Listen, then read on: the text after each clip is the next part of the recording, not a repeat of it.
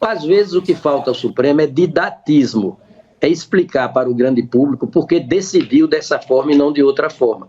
Não se pode admitir a título de prisão preventiva um lapso temporal, não é, de 6, 7 anos, porque isso torna a prisão preventiva um início de execução da pena. E a Constituição diz que ninguém será considerado culpado, para efeito de cumprimento de pena, sem o trânsito em julgado da decisão penal condenatória.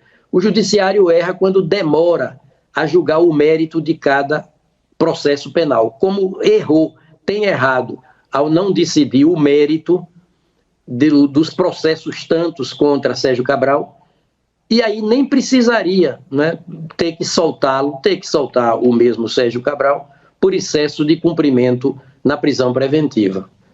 Falta ao Supremo entender, e ao Judiciário como um todo, que uma coisa é cortejar a opinião pública. O Judiciário jamais deve cortejar a opinião pública, porque isso é populismo, isso é jogar para a plateia. Mas deve dar satisfações à opinião pública, lavrando decisões bem fundamentadas e claras, assimiláveis pelo grande público. E nesse ponto o próprio Supremo tem falhado. É interessante o que ele disse aí. Ele disse uma coisa muito interessante. Não deve se julgar jogando para a plateia, mas também não deve ignorar o que a plateia pensa. Foi isso que ele disse, tem que julgar nos autos. Doutor Ricardo, estava com a palavra, continua. Então, só para eu concluir, como o Samuel mencionou meu nome, veja bem, dizer que o STF ele não faz manobras para retardar alguns processos, eu acho que tu não tem conhecimento não, Samuel, mas tem processos que estão lá no STF há mais de 10 anos e não são colocados em pauta para ser julgado.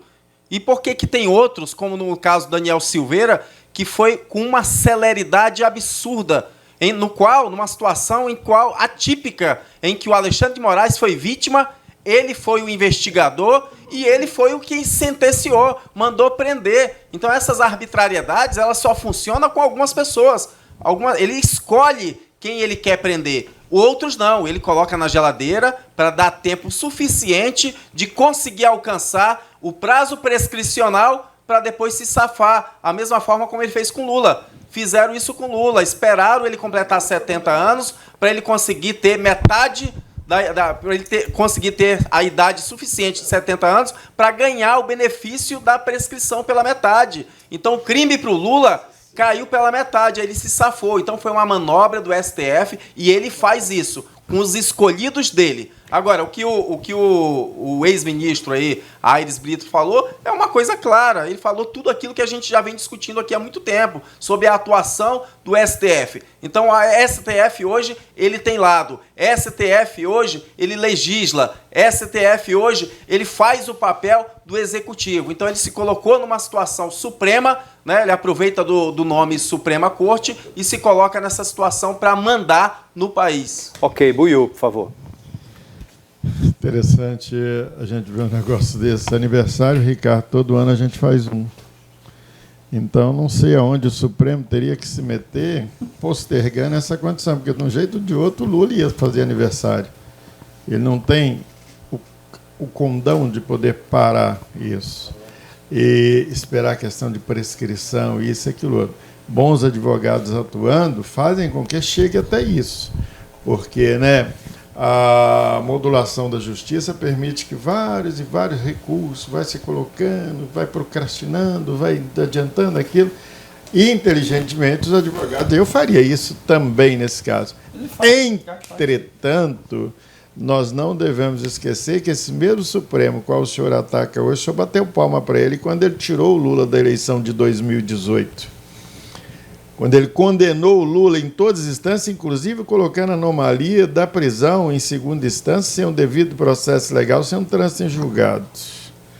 Então, é muito bom, né, a gente discorrer sobre essas coisas, esquecendo e contando meias verdades. Ou então, cerceando o direito de que as outras pessoas possam saber da história.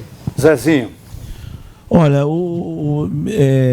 no Brasil tem que ter uma reforma tem que ter várias reformas. E essas reformas têm que ser avançadas. Por quê? Porque é o seguinte, essa cultura de condenar tem que acabar. Porque o ser humano, eu já falei aqui e volto a repetir, o ser humano, ele quando vê uma operação, quando vê alguém encarcerado, quando vê alguém condenado, ele vibra. Até que chegue em alguém da família, alguém parente. Eu falo porque eu já fiz trabalhos... Isso é verdade. Então, nós temos que... E Aires Brito, o ex-ministro aí, falou tudo. Falou tudo. Não se pode se rasgar... Mas não fez nada quando esteve lá. É Mas muito bom, depois que você sai, Zezinho, você reconhecer a realidade. E outra coisa que eu acho injusto, permita-me estar tomando o seu tempo hoje, sem que você me xingue de bravateiro. Você sabe como que nós resolveríamos isso rápido? Como faz os Estados Unidos, você se julga inocente ou culpado. Cara, culpado, a tua fiança é de $1 bilhão. Aí tem onde entrar no patrimônio do cara, no dinheiro que o cara roubou, naquilo que ele fez. Como? Não faz isso? Continua então, assim. Hoje, para mim, eu vejo uma grande resposta hoje. O Congresso vai voltar a PEC, vai diminuir o valor, dando resposta, e outros projetos que vai voltar, se demonstrando que o Congresso é lá onde tem as leis. E vai botar a PEC para 1 ano, tudo por conta da resposta ao STF. E tem que, sim, o Congresso é o lugar onde se aplica, onde se nascem as leis, é o lugar para se impor mesmo. Ok, Chico Holanda, até que enfim tomaram vergonha na cara, né? Até que enfim tomaram vergonha na cara. Um ano sem eles extorquirem o Lula, sem roubar o dinheiro do orçamento, é suficiente. Chico Holanda. Bem, advogado realmente o papel dele é fazer o que o Samuel faz, com maestria, né? Ou seja, tentando desqualificar o outro. Isso é normal dentro do processo de direito constitucional e direito do advogado, né? Porém, meu senhor, minha senhora, é fácil o que eles falam, mas não entre nessa história. Por que 2 pesos, 2 medidas? Eu vou voltar novamente aqui. E aí vou fazer essa pergunta para o Buiú e para o doutor Samuel. Por que é que do Lula não pôde, ou seja, cancelar o processo dele, porque iniciou na comarca, na Vale de Curitiba, porque ele é de Brasília? A pergunta eu faço. Por que Sérgio Cabral, que é do Rio de Janeiro, e foi julgado também para a comarca de Brasília, e esse teve validade? Isso não foi anulado. E o do Lula foi. Bem, a lei, para um é um peso, para outro é outro. Rio de Janeiro de Curitiba, Rio de Janeiro de Curitiba, Brasília e Curitiba, qual a diferença que tem? Por que que houve diferença no julgamento? Por que que o do Lula não podia? Foi cancelado o processo dele, dando tempo para que prescrevesse. Essa história que o Bui falou agora, lógico, é o papel do advogado, mas principalmente quando o advogado, como demonstrou agora no jantar nos Estados Unidos, agora na festa na casa do Lula, o ministro com o advogado, ou seja, quando o advogado tem essa influência, consegue muitas coisas. Então, isso é importante, e aí eu quero ver a resposta dos dois advogados. Qual a resposta nesse caso? Por que 2 pesos, 1 peso e 2 medidas? Samuel. Olha só, Chico, primeiro a gente precisa esclarecer algumas coisas. O Marcelo Bretas, ele é juiz no estado do Rio de Janeiro. Então, é territorialidade. Comarca e fundo. O crime foi cometido no Exato. Rio. A gente tem que entender o seguinte, pessoal. Considera-se crime no momento da ação ou da omissão. Aí tem o princípio da territorialidade, que é uma coisa complexa, mas não muito complexa, se você se dedicar 10 minutos para entender. O que ocorre aqui? Primeiro, são 30 processos contra o Lula. Os outros, ele foi absolvido, arquivado ou não teve nenhum elemento comprobatório. Prescreveram.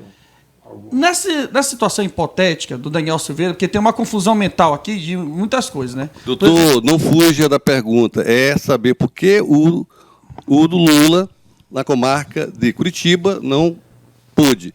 E o do Cabral, na comarca também de Curitiba, Não, tem nada a ver, comarca de não. Curitiba. Pessoal, olha só, deixa eu explicar aqui uma situação aqui que fica bem didática, que fica mais clara aqui para todo mundo. Tem a situação do Daniel Silveira? Pois é.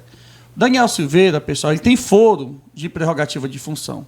E o regimento interno do STF, que não foi escrito agora, ele tinha sido escrito bem anterior ao Daniel Silveira se tornar cabo da Polícia Militar. Quando ele era cobrador de ônibus, já existia esse regimento interno que diz que toda vez que houver um atentado contra o STF, o foro adequado é o STF. É por isso que não tem sentença de primeiro grau, segundo grau, protelação e tal. Na ordem do dia, o STF entendeu que deveria pautar. Isso aí é uma discussão intercorpus, fica entre eles. Agora, na situação do Cabral, pessoal, ele já não gozava, no momento que ele foi preso, do foro de prerrogativa. Aí teve juízes de primeira instância, de segunda instância, e passaram-se 6 anos. O Lula também não tinha mais. Exatamente, mas aí que está a situação. O Sérgio Moro deu sentença condenatória a ele, o juízo, né, os desembargadores também, o STJ também, o Lula ficou 500 e poucos dias. O próprio STF também. O próprio STF mandou suspender.